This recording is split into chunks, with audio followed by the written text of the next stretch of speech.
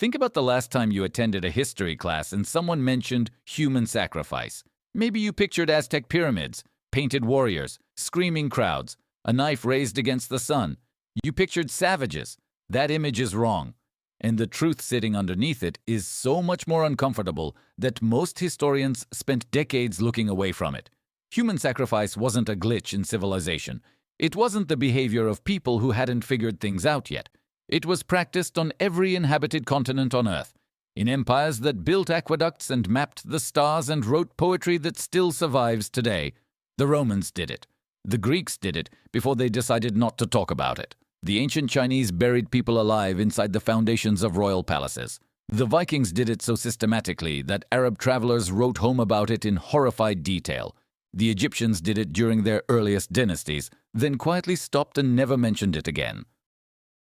This wasn't a phase that primitive people went through before they got smart. This was something that sophisticated, organized, genuinely intelligent human societies chose to do, deliberately, repeatedly, for thousands of years across cultures that had never even heard of each other.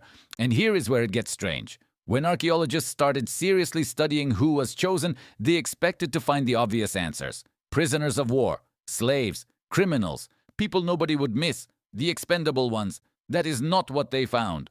At the summit of Lulailaco in Argentina, frozen for 5 centuries at 22,000 feet, researchers discovered 3 Inca children, a 13-year-old girl, a boy, a younger girl. When scientists analyzed their hair and bones in 1999, they found evidence that in the final year of their lives, these children had been fed extraordinary quantities of coca leaves and chicha, a sacred fermented drink normally reserved for Inca royalty. They had been traveling for months, treated like dignitaries, dressed in the finest textiles ever produced in the ancient Americas. They were not kidnapped. They were not punished. They were selected. They were prepared. They were honored. And then they were killed at the top of a mountain as a message to the gods. So why would you sacrifice the best person you had? Why choose the healthy one, the noble one, the one your society had invested the most in? The answer has to do with what ancient humans understood about power, about debt, about what it actually costs to ask the universe for something. And it is stranger than anything you were ever taught. In 1995, a team of climbers discovered something on the slopes of Mount Amparo in Peru that stopped them cold. Half buried in the ice was a young girl, maybe 14 years old, perfectly preserved for 500 years. They called her Juanita. She was wearing ceremonial robes. She was carrying a small pouch of her own hair and baby teeth, collected over her lifetime. Around her were statues of gold and silver and shell, offerings that represented months of skilled labor. She had not been thrown off the mountain in panic. She had been carried up it carefully, reverently, at an altitude where every step cost 3 times the normal effort.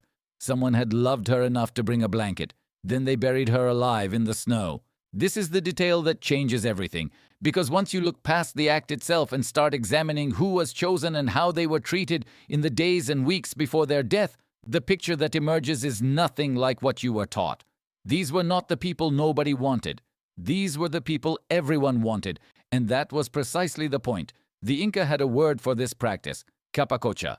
Loosely translated, it means the solemn obligation, the royal duty. Children selected for capacocha were identified young, often chosen because of their physical perfection. No scars, no blemishes, strong teeth, clear eyes. They were brought to Cusco, the capital, where the Sapa Inca himself acknowledged them in a ceremony before the entire court. Then they walked home through the empire, a journey that sometimes took months, receiving gifts and reverence from every community they passed through. They arrived at the mountain already transformed, already sacred. The logic was brutal and internally consistent. If you were sending a messenger to the most powerful forces in the universe, you did not send someone expendable. You sent someone the gods would actually want to receive. A gift only works if it costs you something real. A cheap offering insults the recipient, and insulting the gods when you desperately needed rain or a military victory or the continuation of the sun itself was not a risk anyone was willing to take. This same logic showed up independently across the world in cultures that had no contact with each other. In ancient China, during the Shang dynasty, oracle bones record thousands of sacrifices made to royal ancestors. Analysis of the victims shows a disproportionate number of young adult males in peak physical condition, not the sick, not the old, the strongest ones available. In Scandinavia, the calculus was even more direct. Norse sagas record instances where, after years of failed harvests, the people did not sacrifice a slave or an animal. They sacrificed the king, because the king's luck was the land's luck. If the land was suffering, the king's luck had run out, and a king with no luck was more valuable dead than alive. A Swedish king named Domalde was killed by his own people this way. The sources describe it not as a rebellion, but as a ritual, a collective decision made in grief and desperation. They did not hate him. They needed something from the gods that only his death could purchase. So the question was never who could they afford to lose. The question was always who was worth enough to work. Here is what nobody tells you in the history books. The people who built these systems were not confused. They were not delusional. They were operating inside a framework of cause and effect. That framework was, given everything they knew about the world, completely reasonable. Once you understand that framework, something deeply uncomfortable becomes clear. The logic has never actually left us. We just changed the vocabulary. The ancient concept at the center of almost every sacrificial tradition on earth is not worship. It is closer to a contract. Anthropologists have a Latin phrase for it. Do ut des. I give so that you give. Not prayer. Not supplication. A bilateral agreement with a supernatural counterparty. You hold up your end, the gods hold up theirs.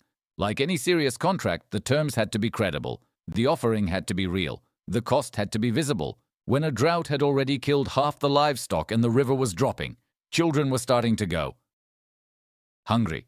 One death was not cruelty. It was a calculation, a desperate but internally coherent bet. You are putting the most valuable thing you have on the table to force a response from the forces controlling your survival. You have no meteorology. You have no irrigation infrastructure. You have no grain reserves sophisticated enough to outlast a 3-year failure. What you have is the ability to demonstrate through action that you are serious. Anthropologist Weston LaBarre spent decades studying how cultures responded to existential stress.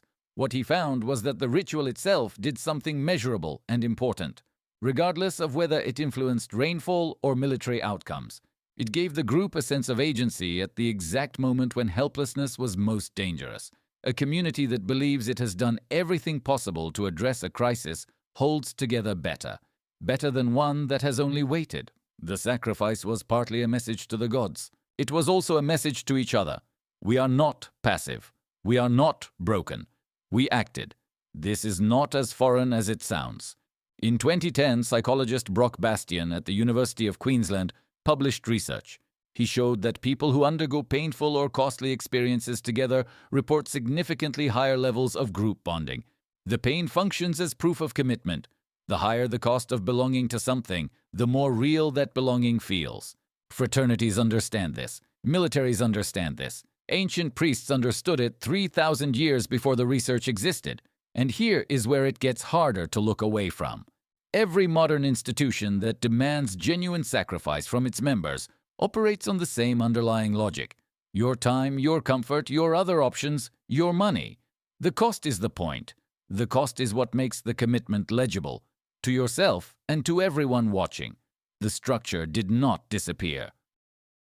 The structure is Tuesday morning when you skip something you wanted to do, because you decided something else mattered more. The structure is every decision shaped by the question of what you are willing to give up, to signal that something is real. Around 800 BCE, something began shifting across civilizations that had no knowledge of each other. Simultaneously and without coordination, humans started replacing human sacrifice with animals, then with symbolic offerings, then with prayer alone. The German philosopher Karl Jaspers called this period the axial age. Buddha, Confucius, the Greek philosophers, the Hebrew prophets, all of them emerging within roughly the same 4 centuries. All of them pointing inward instead of upward, all of them suggesting that what you offered the universe mattered less than what you did inside your own life. Nobody fully understands why it happened when it did. The timing is not a coincidence. But the old logic did not die. It went underground, it changed shape, and it is still running.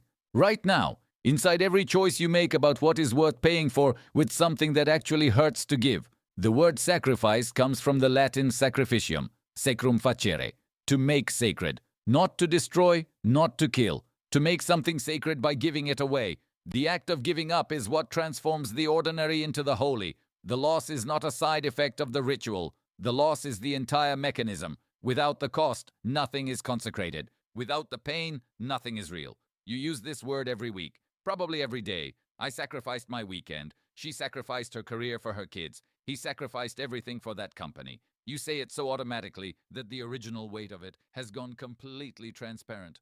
But the architecture underneath the word is identical to what the Inca priest understood, standing on that mountain at 22,000 feet in the freezing dark.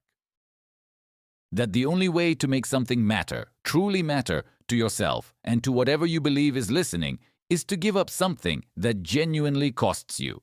The practice of human sacrifice did not end because humans became more moral.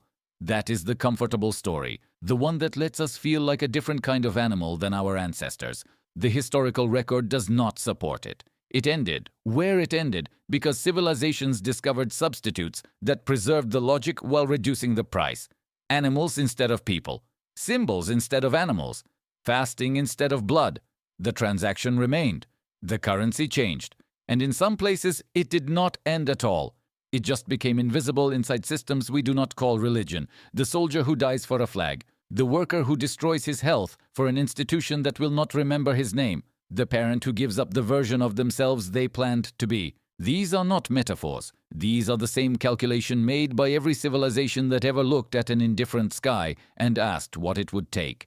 What ancient humans understood, in a way that modern life has made it very easy to forget, is that meaning is not free. It cannot be free. A life where nothing is ever truly at stake is a life where nothing is ever truly sacred. The ancient mind looked at that fact and drew a conclusion we now find horrifying. But the conclusion itself, that cost creates meaning, that sacrifice consecrates, that the price is the point, that conclusion is not gone. It is in every choice you treat as final, every door you close to walk through another one, every version of yourself you are willing to let die so that something else can live. Every human civilization that has ever existed built an altar of some kind. They differed in almost every detail, what they placed on it, who they chose, what they believed would answer, but they all built one. Because somewhere in the architecture of human consciousness, in the same deep structure that makes you feel that a gift bought without thought means less than one that cost the giver something real, there is a knowledge that has never been fully argued away, that the things worth having require the things worth losing. You are not as far from that mountain as you think.